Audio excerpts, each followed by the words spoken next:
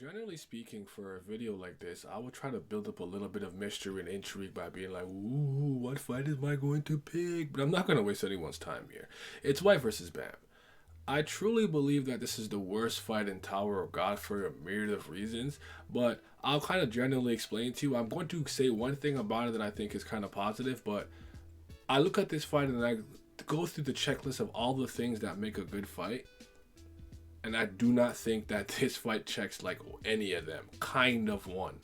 We'll talk about it, but I want you to understand that this fight, if this fight meant a lot to you and you cared about it and you liked it a lot, this is not me trying to say that your opinion is wrong or you shouldn't like the fight. I'm just gonna make the case for why, for me and from my perspective, this was honestly by far the worst fight in the Tower of God series.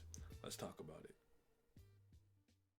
時々俺が綺麗どうもそして僕を見て頑張りますあのね Y'all talking time just tick away You ain't clocking hours on the day All that watch is stopping what you claim Dollar crosses real got me name Hoping God just get me out this brain Please like the video, subscribe, and hit the bell down so the Ghost of the 13-month series does not get you and you can stay notified. So let's start positive here. I actually think White was showing out, and the way that he was kind of hunting for Bam like a predator stalking its prey was really cool. And as the fight kind of initially starts with him versus Arya, I don't think the choreography is bad. I don't think it's mind-blowing. I don't think it's his best. I don't think it's Elaine versus Bam when he's bobbing and weaving through the needle weapon inventory or anything of that nature. But it's more than serviceable. Solid. It's good. And that is where my praise ends, unfortunately, because I think once Bam's fake out death happens, this fight becomes visually uninteresting and aesthetically displeasing to look at. He just kind of has this very solemn, almost condescending look, very reminiscent of Enryu probably on the 43rd floor sending, over 9,000 bangs? This look like I'm the irregular, you guys are bugs. And he just has his hands out and he's just like throwing Shinsu at White and White's just kind of battering them away. And I just don't think it's cool. And when I think about how this eventual clash has been built up since the Dollar Show, since Hokin on the Hell Train, this simply is not the way I thought it would end. And I did not think that White, a beloved character, a second generation slayer, a monster, one of the better legitimate villains and antagonists that we have seen in this narrative, would go out with a whimper and not a bang. Could be wrong. We know that he's Vincente now, and maybe White's still around and he can come back. So we don't know how White's story will end. But I honestly think the timing of this fight is extremely strange as well. I think this is one of the worst times for the fight to happen, considering all the moving parts going around. But I'm going to circle back to that because there's a little extra tidbit I need to add there. But okay, so for me at the very least, it's not visually entertaining or a visual spectacle. So I don't even like the choreography of this fight. So that's out the window. So what are some other things that make fights important? How about tension? What happens if either character loses? Well, typically when you think about tension, you kind of think about tension for the protagonist or protagonists. When White pulled up on Bam, I was more afraid for White than I was for Bam. I know how SIU writes the character, the 25th Bam, okay? I was not worried about him. I knew he would win. I was worried about White. I'm like, damn it, he's punching up his weight class. He is fighting the champion, so to speak. You are the underdog. I really believe that. And that came full circle when White admits that right now that kid is stronger than I am. And I was like, ooh, from the horse's mouth itself. And this is a character with a lot of pride, with a lot of ego. He would not admit something like that if it was not true. So for anyone trying to be like, oh, White was stronger, yeah, cap. Are you reading the story? Read the damn story. What did the character say? So be quiet over there. Now, no tension. I'm not worried about Bam.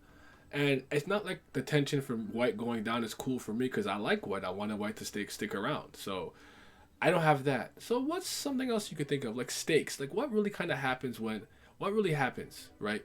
If the characters win, lose, or draw, or whatever the case is. Like what could really go wrong here? And I'm like, well, Bam is just Bam. It's going to do whatever he wants because I think that what this arc was trying to kind of display was that Bam would become less pure. He'd become a bit more impure. He would kind of tap into some of the more maliciousness of the climb, the things that people do to get to become a ranker, to go up the floors. And it's like, there was no dark change. There was no dark twist. Bam is the exact same character. He wasn't even in a trance. He actually baited White to come in close so he can absorb his abilities. Like, Bam was in full control. Bam did not change. Bam did not get corrupted. So just like that whole dark change thing was just cap fugazi, and I don't like that. That's a pump fake that nobody's biting. No one's jumping. We are all grounded when you do stuff like this, except for maybe some of the newcomers. I don't think they really understand how SIU really tends to kind of write these fights. So that's out the window.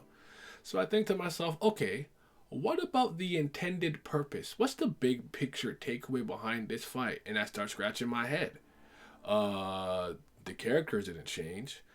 Was the whole purpose of this goddamn moment to give Rack, Aguero, and Bam a power up? Because I cannot think of any other reason for why this happened and played out the way that it did. If you have something better in mind, please let me know, because I'm racking my brain trying to find out what was the real purpose of this, because it wasn't about Bam changing character. It wasn't about changing White. That whole his thirst and the sword, that's cool and stuff, but that's not moving me. Like, I like that White is a monster, a bloodthirsty demon who wants power. Like, that's cool. There's nothing. It's okay for him to kind of just be evil like that. So like, I'm not particularly interested about all the minutia behind it, but it was cool to see some of that stuff with the sword and everything. I'm not gonna act like it wasn't cool. Was it because we need Vincente to become something important? Like, I don't think this character particularly is interesting, and I personally, from my perspective, it's not someone that I care about exploring, but maybe he has something important in mind with Vincente. So we'll see. That remains to be seen, but I really think about it like this. So let's kind of go through it. Okay, so stakes, nope. Tension, nope. Visually pleasing fight, nope. What's the big picture takeaway? Power up for power up's sake, and there isn't like any music or like movement like that. Choreography is not like crazy or good. Bam's not doing nothing. He's just kind of standing there in the sky, and I think to myself, what is the reason? Why am I here? Why did this happen now? Are there any consequences? No. Then that's something that sucks too. There was no consequences for how he acted. He was on a mission where he was sacrificing the lives and the time of so many important people, from F.U.G, from Caracas faction, from his own friends, himself, the K9 people. What are we here for? To save Hajin Song and get Yes Ratchet, revenge for the Houndborns. Bam completely forgets about the mission to have a personal squabble, doesn't even lose Arya, revives her. And I always thought to myself, if him beating White, even though he won, right? Or they won, if you will. The golden trio.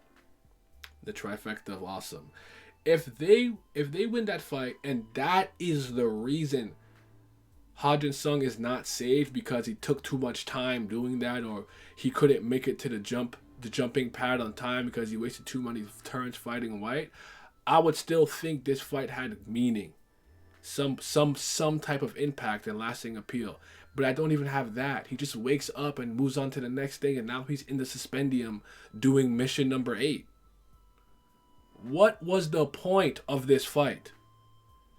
And for all of those things combined, I truly believe that this is by far the worst fight in Tower of God.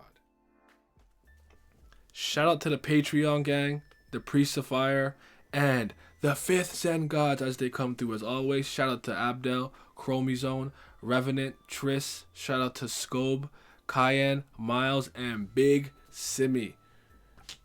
I appreciate all the support, man. In my drugs, pour it in my cup, sitting in my darkness with my ghouls, we